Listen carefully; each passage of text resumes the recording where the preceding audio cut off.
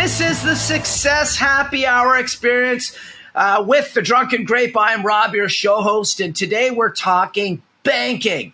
Banking, what a dangerous topic, Francois, my guest. We're going to get into this shortly. Francois Lanthier, a real estate investor and investment guru here in the Ottawa area who has some international acclaim now. Francois, what's the general sentiment of banking in the world today?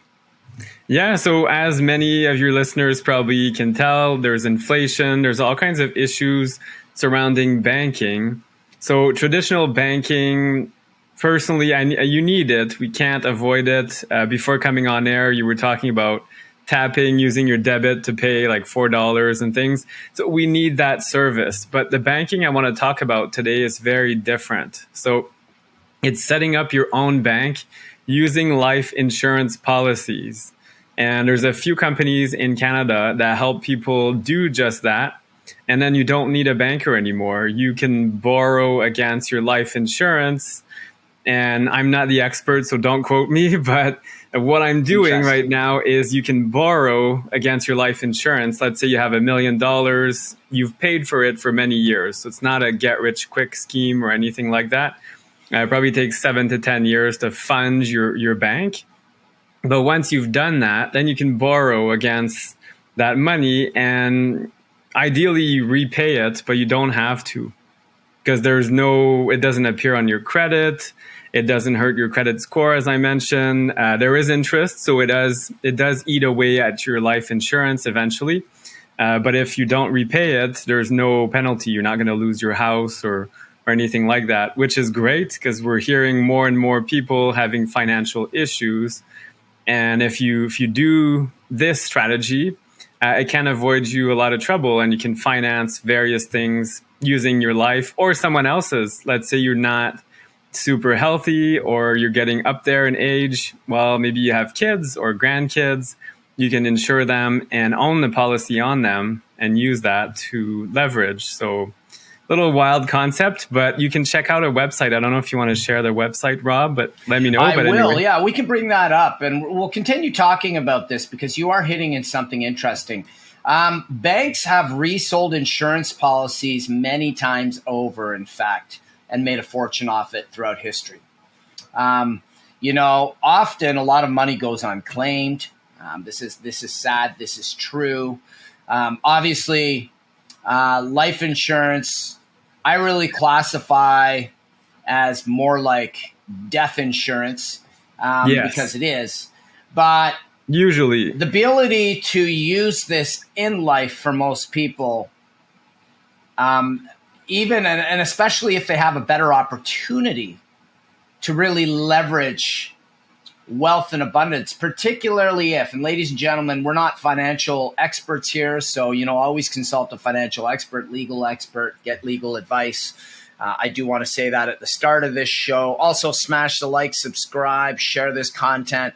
This is a great topic today because banking is a difficult thing. Banking's been third-partied. It's great that you can close this gap to second-party. And getting back to insurance, if you have the financial intelligence and know-how to spot things that could actually move you in a much better direction much more quickly, and you need capital, and your insurance policy has enough capital, because I believe whole life insurance have investment vehicles attached to them as well.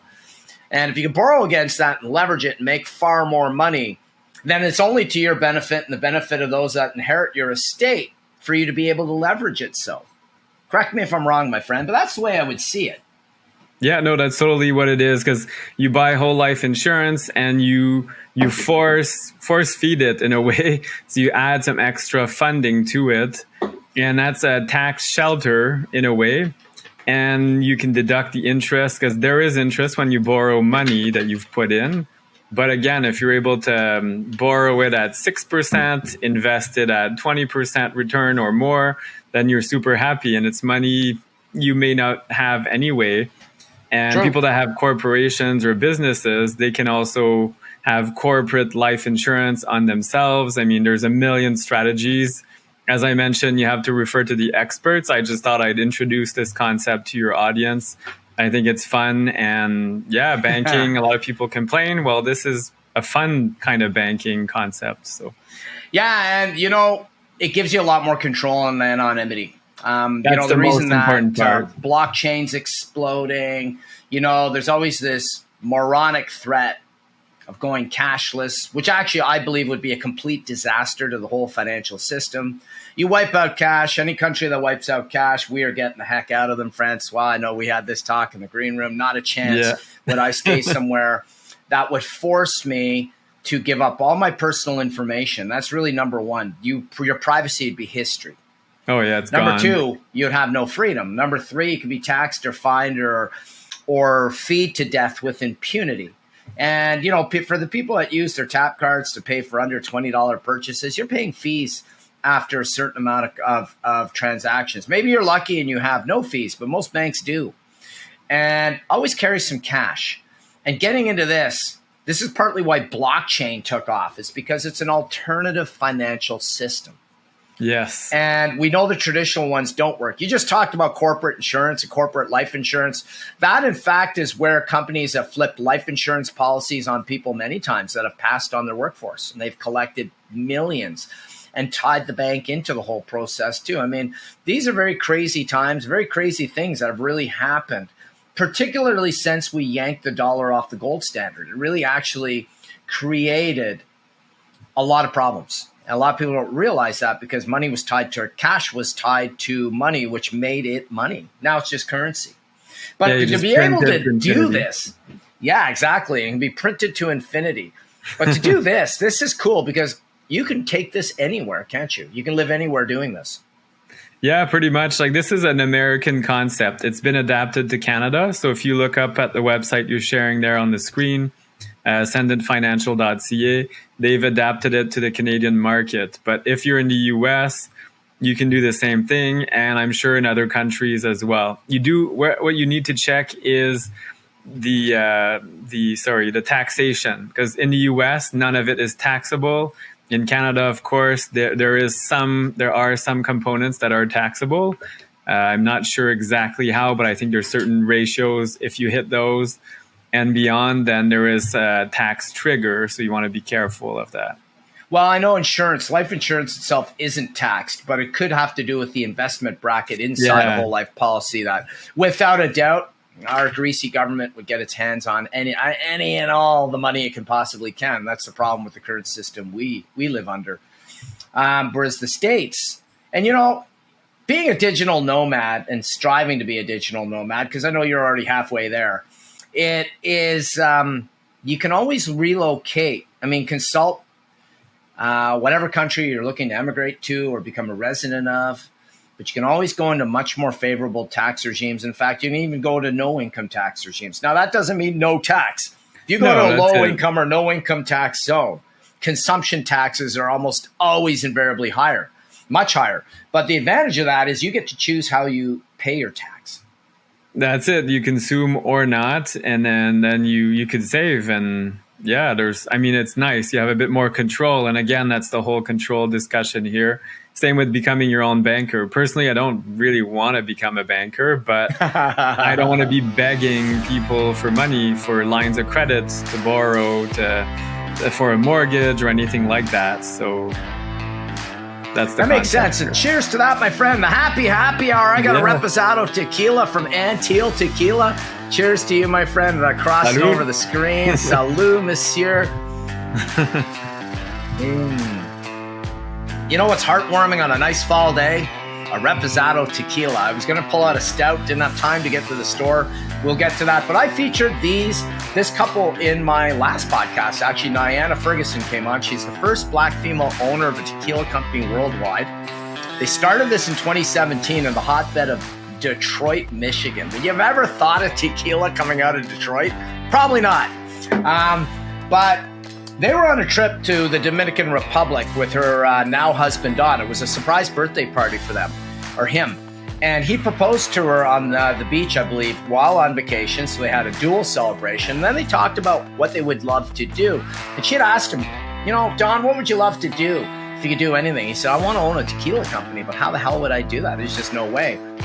And she just happened to be a high-level financial analyst. He is a corporate executive. So they left their corporate roles she crunched the numbers. They found a way to do it. They actually distill their tequila, so it's double distilled or distilled twice from blue agave. In Mexico is where the distillery exists. In the Jalisco province, in the hotbed of blue agave, it has to be blue agave. It's highland and lowland agave, which makes this blend. What I love about Reposado is aged 9 months. They aged this in Tennessee bourbon barrels or whiskey barrels.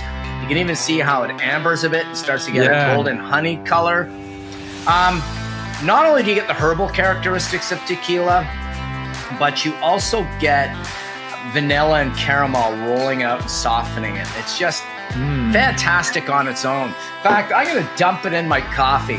Coffee has a little bit of cream in here. And honey, drink but I'm going to see like what that? happens. You know, this is the happy hour, so turn it into happy hour, ladies and gentlemen. If you got a coffee at the desk, find something alcoholic to throw it in. Your boss won't see it. Especially if it's clear, it looks like water. Actually, that's really good. So what do you have there, my friend? You've got a fruit-flavored, fermented wine-like beverage, I believe.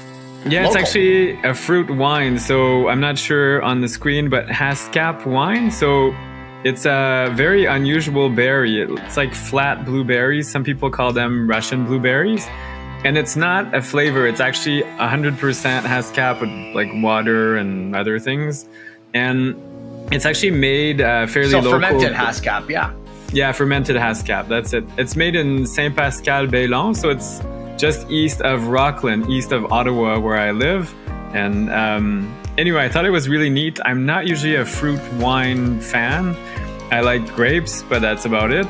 But this one's really dry, so it's impressive and cool. Yeah, it goes well with all kinds of things. So I discovered it. Nice color and easy to drink, and it's great on an afternoon at work. Awesome. I see you got something with Detroit back there on the screen too in your corner. Yes, God I love the Detroit. city of. I love yes, Detroit. you love it, eh? A beautiful city. I know it's got a bit of a reputation, but there's so much potential, and it's nice to hear success stories about people from Detroit. It's a city that's really coming of age, and yeah, so I'm building a wall with all the cities where I own properties. So I started with Detroit, but I'm going to be adding lots more. Yeah, and this tequila from Detroit has won 50 or 60 awards now since 2017. Wow. This Reposado rates 92 points in spirit guides. I can't remember which one. There are so many of them, but it's a highly regarded tequila. I believe it's won either bronze or silver at the San Francisco Spirit Awards, and that's a global, international, that's a world championship level competition. So it gives you an idea of what they've done. They've relocated to Atlanta, but their home was Detroit, Michigan. Now, getting back to banking, let's roll into real estate for a moment, because Detroit hit very depressed valuation at one point. You know, the mayor was arrested, the black mayor that was there. I think he was embezzling a ton of funds. He's in prison. Goodbye and good riddance to him. I know the city went bankrupt at one point, where around 2010, 2012, somewhere around there. Yeah. Property value, the average value in Detroit was $6,000 at one. Yes. Yeah, it might seem scary to a lot of Canadians because, I mean, in Canada, we don't see that. But in the US, Detroit did go bankrupt. It's the worst story. But if you look at many large American cities, it's not that uncommon. Philadelphia, even Chicago, there's certain areas of Chicago that are really bad, really run down. But there's still a good, huge potential. There's still work. Detroit, there's tons of production happening. A beautiful wine scene. I visited this summer, and they have some really nice wine shops and restaurants and wine bars. So a very interesting city. I would compare it to Hamilton, Ontario. So Hamilton used to be very depressed. It was part of what people used to call the Rust Belt, St. Catharines, Hamilton, all those old factories. And now those cities are booming. So the same is happening to Detroit. And there's cranes everywhere, tons of construction. So I believe in it, and I invested wisely. I bought really cheap, not at $6,000, but very inexpensive. And now it's worth a lot more. It could go down, but it's just like cash and anything else. It could go down, but so far the rent's coming in. I'm happy. So yeah. Yeah, there's some images here of Detroit, actually. I mean, some of these houses are run down. But look Good at the and bad. size of some of these properties and look They're at huge. some of these mansions. And these are all things that are for sale. And, you know, the city's not going to stay in the gutter, especially with No. automotive returning. As automation and we move into more environmentally friendly cars, we're not sure what the picture of that is yet, because electric cars pretty much are about as polluting as gas guzzling cars as of today, because of the amount of pollution it takes. The amount of pollution created just to mine for lithium and cobalt, for instance, and rare earth metals. It's insane. And then what do you do with that battery when it blows in 8 years? But having said that, that is the direction we're going in. Progress does take steps at a time, and it's nice to see we are making that progress, and we are now taking that seriously. But with that, Detroit's going to boom. And this is really cool because you offer some awesome things within your real estate investing community. Ladies and gentlemen, you're a real estate investor out there. I would look into the bank of, Ascendant Bank, Ascendant Financial Inc. We're going to have the website into the show notes or the description of the show. Also look at Detroit. And I would reach out to Francois. You know, you're an expert in all things real estate. Speaking of which, what about Costa Rica in this happy hour? Might as well conclude with that, because Yes. my girlfriend's actually interested in buying a place in Costa Rica. Amazing. You know, I'm more in my heart is more in St. Martin. But Costa Rica, I understand it's a tough place to live 6 months a year with the wet season. You do have to worry about termites. You do have to worry about mosquitoes. But the quality of the build is high.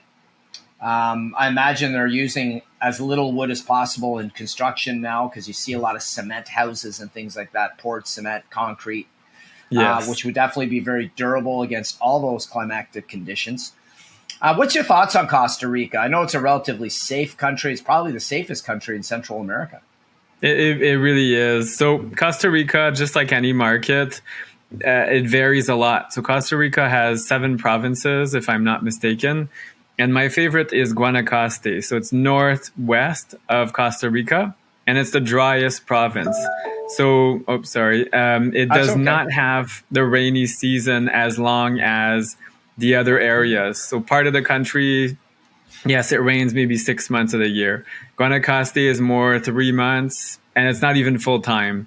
I'm heading there in a few weeks, and it's the end of rainy season, and it's going to rain every 3 or 4 days. And then it doesn't rain for like 5 months, nothing at all. So termites, I haven't seen any wood there. Like there's no wood construction. Yeah, I would imagine that would be avoided basically because knowing that is a building hazard. Yeah. So everything is poured concrete. You may have wood doors or wood windows, like decorative, but that's about it. Or the furniture. And then mosquitoes, I haven't seen any when I've gone. So whenever I've been there, it was very dry. It almost looks like a desert, like Mexico. So very different area. But a lot of people I know love the Nicoya Peninsula, where it's very wet. So there you may have more mosquitoes and there's more forest. Guanacaste is very dry. It's just plains with sand and very different. It looks like Arizona a little bit. And then it goes green during the rainy season. So yeah, you have to be careful. That's cool. I love Costa Rica. I've been to Golfito, Punta Arenas, San Juan, or San Jose rather, San Jose City. I've been to Puerto Limon on the Gulf side. I've been to where have I been to? There's a couple of other places that just not coming to mind right now. But that was all through the cruise line industry. That was in the first few years that I was in the shipping business. And the climate is just beautiful. I mean, yes, you wake up and you see toucans. I'm going to bring up an image just before we part of just some real estate ideas or thoughts in people's heads of what you can look at. Ladies and gentlemen, make sure to reach out to Francois as well, because if you're interested in global real estate, you're a guru, Francois, and you obviously have a lot of experience with this. You've been doing this for the better part of over a decade now, avidly and intensely. I mean, you could buy for what, as little as about $150,000 US for a decent place in Costa Rica. Easy. Even let's say you're happy with a 1-bedroom condo, there's some at $70,000.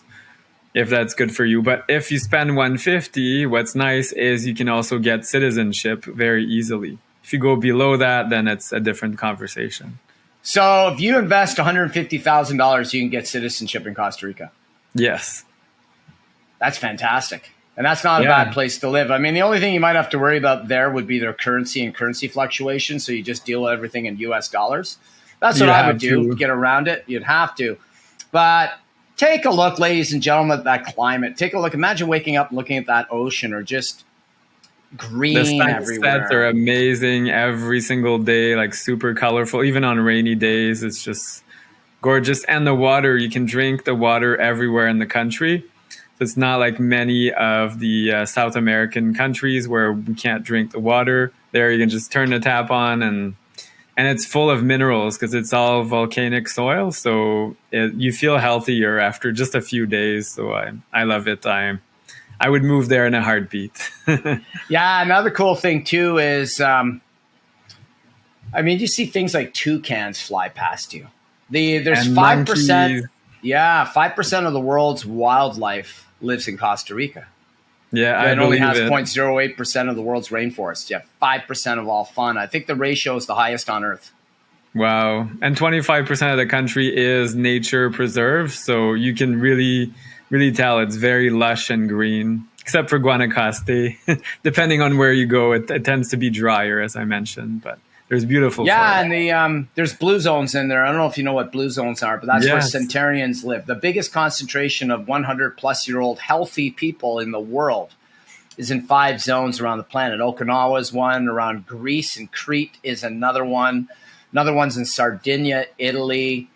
I do know that Costa Rica is a 4th. I can't remember what the 5th one is, but these are special regions of the world. And part of it is you get organic food, you get fresh food.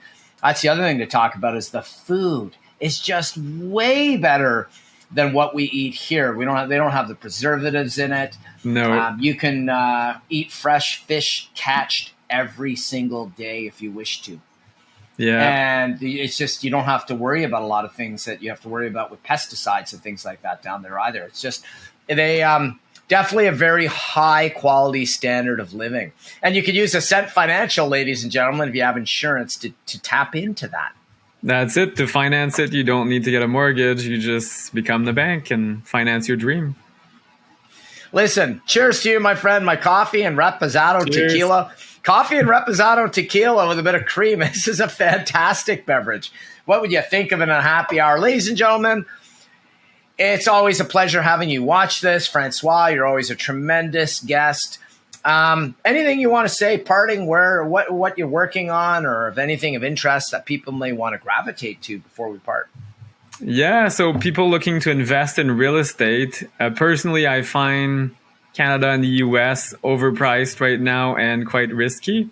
So my advice is more go to some of these more developing countries and countries that were not as hard hit by inflation. A lot of Europe is not hit as hard with inflation right now. So That's true. Yeah, like I'm looking at Spain. Spain was hit with inflation, but interest rates are really low for mortgages for Canadians or Americans. Buying in Spain, Portugal, inflation was like 0.3%. Very different story. If you're a bit more daring, the Middle East, there's some really good deals happening there, but it's a little, anyway, a little bit beyond my scope right now, but think outside the box. And I think there's great opportunities, and yeah, keep on listening to the happy hour and drink away. Yeah, and Portugal is a dream spot. I love Portugal. On that note, ladies and gentlemen, whatever you decide to do, this is Rob and Francois from the Drunken Grape.